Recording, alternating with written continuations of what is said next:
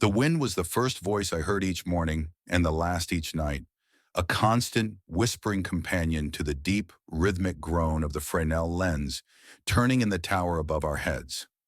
My world was one of elemental sounds: the crash of the Atlantic on the black rocks below, the screech of gulls, the hiss of the Coleman lantern, and the steady, reliable breath of my husband, Elias, asleep beside me in the iron frame bed. For 8 years since I was 22, this isolated granite spike known as Stormward Light had been my entire universe. Elias was its keeper, a man of few words and profound constancy. His love was as dependable as the light he tended, a brilliant sweeping beam that cut through the fog every 15 seconds, a promise to ships at sea. Here is danger. Here is safety. Steer clear, steer clear, steer clear.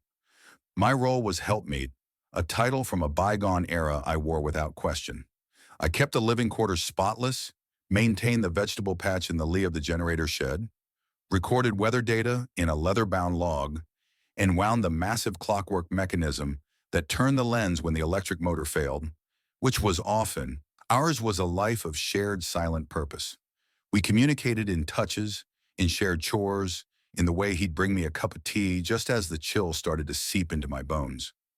Our intimacy was quiet, gentle, and as predictable as the tide charts pinned to our wall. I loved him, but it was a love that had become part of the landscape, like the lichen on the rocks deep, rooted and utterly still. I mistook the profound peace of our isolation for the entirety of the human heart's capacity. The change began with a silence. The radio, our crackling tether to the mainland and the Coast Guard station, sputtered and died one iron gray afternoon. A major storm was brewing, a late-season nor'easter, and without the radio, we were truly alone. Elias spent 2 days bent over the old set, his capable hands tracing wires, his brow furrowed. "Need a part," he grunted finally, wiping grease on his trousers. "Have to go to Port Haven. Be 2 days with the weather coming." He didn't like leaving me alone, especially with a storm forecast, but the radio was our lifeline. He kissed my forehead, his lips chapped from the wind. "Keep the log. Mind the light. I'll be back before the worst of it." I watched the little tender, the steadfast, bounce over the steel-colored waves until it disappeared into the haze. The silence that descended wasn't the usual companionable quiet. It was a void. For the first time, the lighthouse felt less like a home and more like a beautiful, lonely prison. The storm arrived that evening, not with gentle warning, but with a banshee shriek. Rain hammered the thick glass of the lantern room like bullets. The tower itself seemed to tremble with each wave's impact. I did my rounds, checking the pressure of the mercury float, trimming the wick of the backup lamp, my heart a frantic bird against my ribs. This was my job, but without Elias's solid presence, the familiar felt menacing. It was on the second night, during the storm's furious peak, that I saw it. Not through the telescope, but with my naked eye from the gallery walkway, clinging to the railing as the wind tried to pluck me into the void. A flash, not of lightning, but of a distress flare, a sickly green star blooming and dying in the fury to the southwest. Then another. A ship was in trouble. Protocol was clear. Without radio, I was to keep the light burning, signal nothing. But a cold existential terror gripped me. Someone was out there in that liquid hell. I ran down the spiraling stairs, my oilskin slicker flying behind me, and did the only thing I could think of.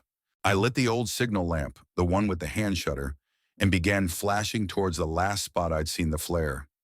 3 short, 3 long, 3 short, SOS. Over and over, my arm aching, my eyes stinging with salt spray. I saw nothing for an hour. Hope died. Then a miracle or a tragedy. The vague, hulking shape of a fishing trawler, the Wayfarer, its running lights dead, was driven by the colossal waves into the relative, treacherous lee of our island. It didn't crash on the rocks. It found the one tiny, brutal scrape of shingle beach on the far side, beaching itself with a sound like the world tearing apart. I acted on pure, adrenalized instinct. I threw on my heaviest gear, took the storm lantern, and fought my way across the exposed spine of the island, a half-mile of howling wind and treacherous, streaming rock. What I found was a scene from a nightmare. The trawler was on its side, a wounded beast.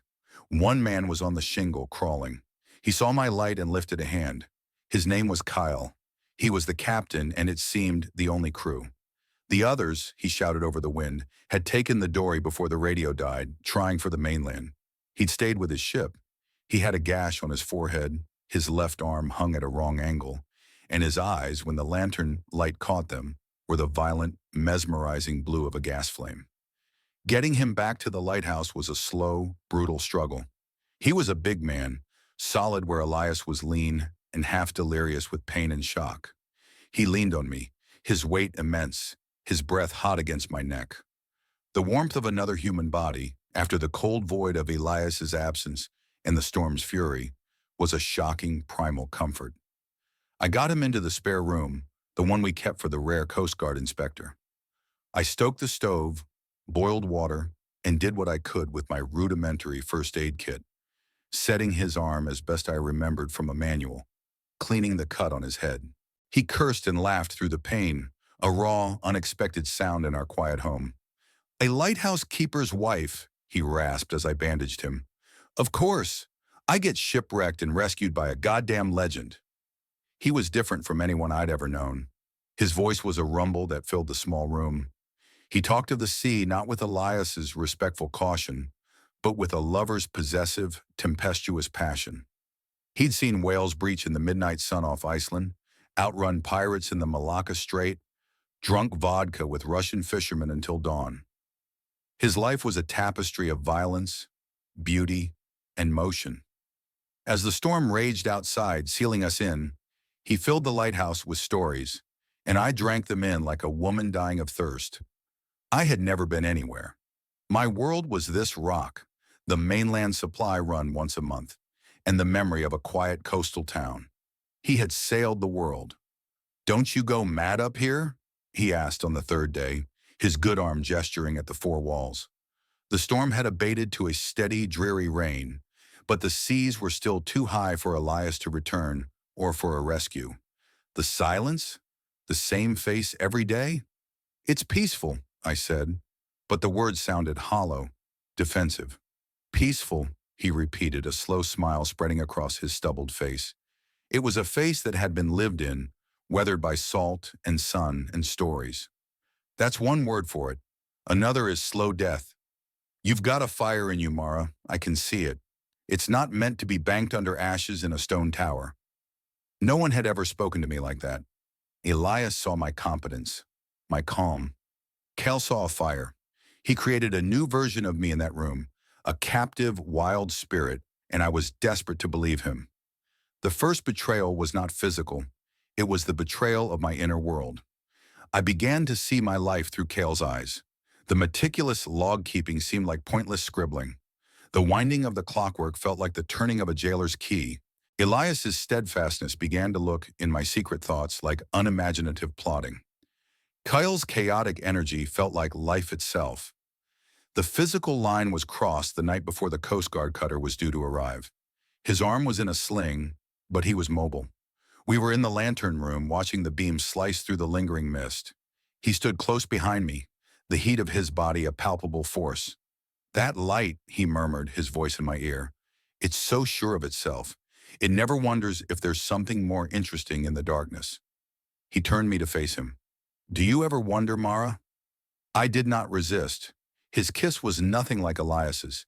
It was a claiming, a challenge. It tasted of salt and danger and a terrifying freedom.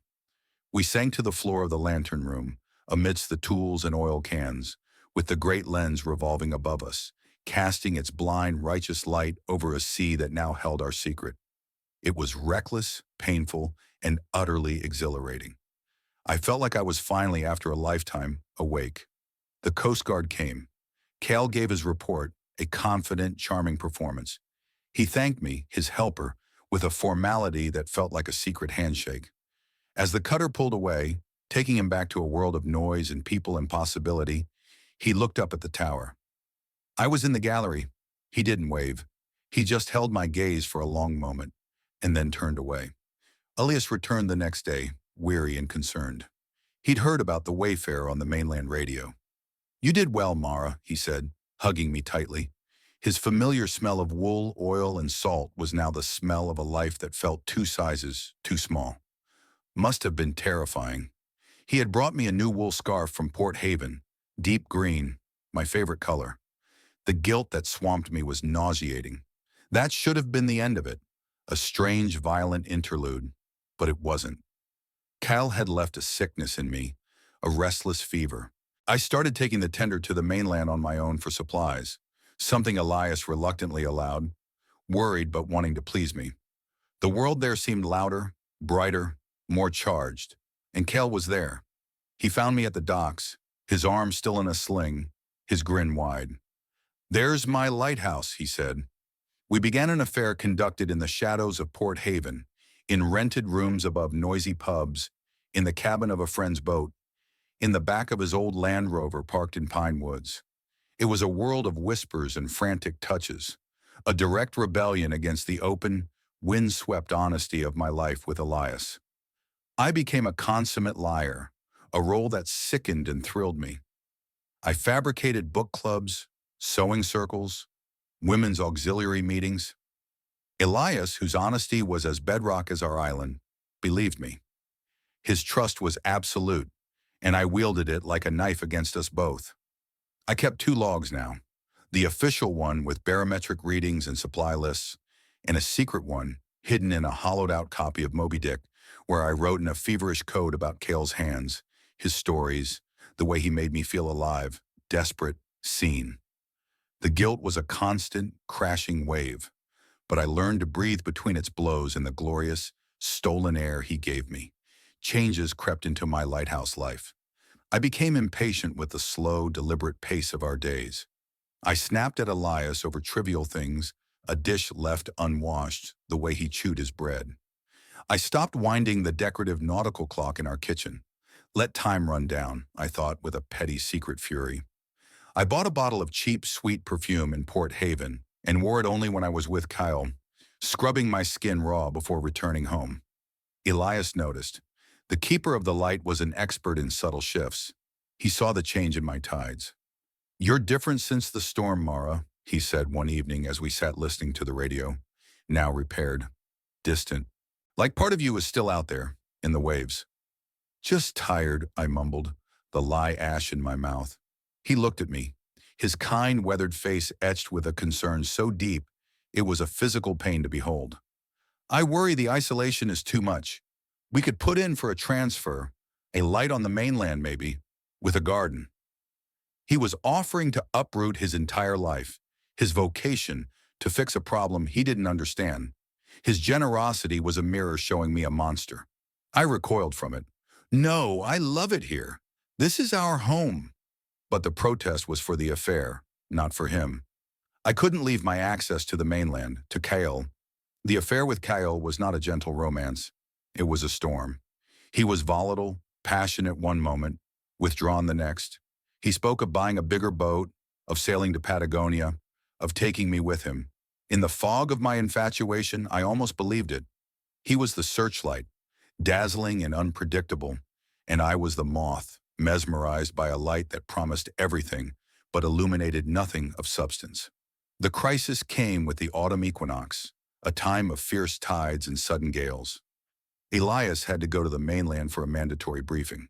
A big storm was forecast, but not for 48 hours. He was reluctant. "I don't like leaving you with this weather brewing." "I've handled worse," I said, my mind already on the frantic, coded message I'd send to Kyle. A whole night alone. We could be together at the lighthouse itself. The ultimate transgression. Elias left. I signaled Kyle. He came after dark, navigating the treacherous channel with a recklessness that thrilled me. I lit no welcoming lamp, guided him only by a shielded flashlight. Having him in our home, at our table, in our space, was a violation so complete it felt like a victory. We drank Elias's whiskey. We made love in my marital bed. The storm began to whip itself into a frenzy outside, a fitting chorus to our interior one. It was during a lull, wrapped in a blanket by the stove, that Cale said it. "Come with me, Mara. When I get the new boat, just leave. This isn't a life, it's a sentence. You're not his keeper, you're his prisoner. And in that moment, with the wind screaming and the scent of him on my skin, I considered it. I saw a future of sun-drenched decks in foreign ports, a life written in waves, not in tidy log entries. I opened my mouth to say yes. A sound cut through the storm's roar. Not the wind. A specific rhythmic knocking from below, from the boathouse door. My blood froze. Kyle heard it too. We scrambled to the window. Below, in the raging darkness, a single bobbing light, a tender, the steadfast, Elias. He'd come back. The briefing must have been canceled due to the storm. Panic, pure and icy, seized me. "The back stairs," I hissed at Cale. "Down to the generator cave. Go. Now." I threw his clothes at him, my hands shaking. He dressed with a sailor's swift efficiency, but his face was pale, the glamour of the rebel replaced by the grimace of a caught man. He slipped out the back door into the howling night. I had 3 minutes. I tore the sheets from our bed, flung them down the laundry chute.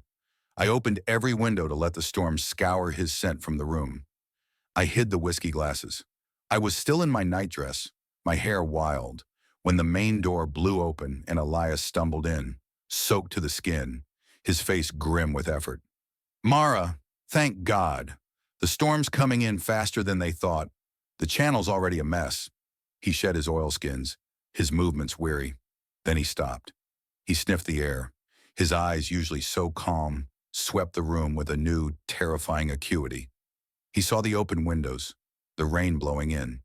He saw my disheveled state, the frantic energy I couldn't hide. He looked towards our bedroom door. He didn't say a word. He walked to the stove, put his hand on the kettle. It was cold. He hadn't been gone long enough for it to go cold. His gaze fell on the floor near the table, where a single, unfamiliar copper rivet from a sailor's jacket had fallen. He bent and picked it up, holding it between his thumb and forefinger as if it were a rare insect. Then he walked to the back door. It was latched, but not fully. The wind had been catching it. He opened it and looked out into the black, streaming night. He saw the footprints, already being washed away, leading not towards the boathouse, but towards the old generator cave. He closed the door and turned to me. The silence in the room was worse than the storm.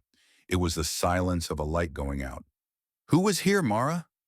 His voice was so quiet I almost didn't hear it over the wind. My lies, my beautiful, intricate fabrications, deserted me. They were ships scuttled by the truth. I said nothing. My silence was confession enough. He didn't rage. He seemed to diminish, to fold in on himself under the weight of the knowledge.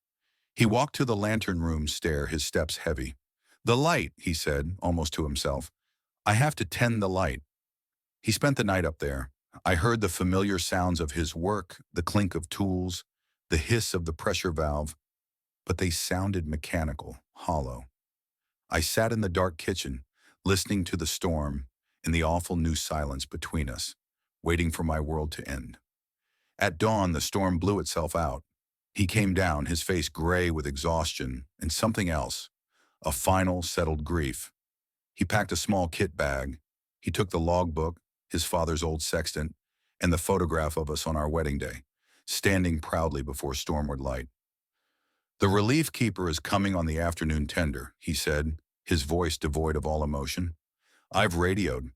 I've requested a permanent transfer. You can stay until the arrangements are made. The agency will decide about the house." "Elias, The words wouldn't come. What could I say? "I'm sorry" was a pebble against the landslide I'd caused. He looked at me, and for a second, the pain broke through, raw and devastating. "I could navigate by that light blindfolded, Mara. I knew every current, every rock, every sound of this place. I thought I knew the sound of your heart, too. But it seems you were a shoal I never charted." He hoisted his bag. "Goodbye." He left on the first tender in a sea still choppy and bruised-looking. He didn't look back. The relief keeper was a taciturn young man who addressed me only as "ma'am" and spent all his time in the tower. The agency was brisk and unsentimental. The cottage was tied to the keeper's position. I had a month to leave. I went to Port Haven one last time. I found Kyle at his usual haunt. When he saw me, his expression wasn't joy. but wariness. I told him Elias was gone, that I was free. He shifted on his bar stool, uncomfortable. Mara, listen. What we had, it was lightning in a bottle, storm magic. But I'm not a settling down man. The new boat deal fell through. I'm crewing on a cargo ship heading to the Baltic next week. The fire he'd seen in me, the fire he'd claimed to love, was now an inconvenient ember he had no intention of tending. I had wrecked my life for a man who loved the idea of rescuing me from a tower, but not the reality of me, homeless and heartbroken, on the shore. I left Port Haven that day and never returned. I used a small inheritance to buy a cramped, dark apartment in a city inland, as far from the sea as I could get. I work as a night clerk in a silent hotel, watching other people come and go. The quiet here is different. It's not the deep, living quiet of the lighthouse, full of wind and wave and purpose. It's the shallow, empty quiet of a life reduced to echoes. Sometimes in my dreams I hear the groan of the lens turning. I wake up and the silence is so absolute it hurts. I extinguished a steady guiding beam for a chaotic, passing glow, and in doing so, I plunged my own life into an irrevocable, endless dark. I am the former keeper's wife, a woman who learned too late that the most dangerous rocks are not the ones the light reveals, but the ones you carry unseen in your own heart.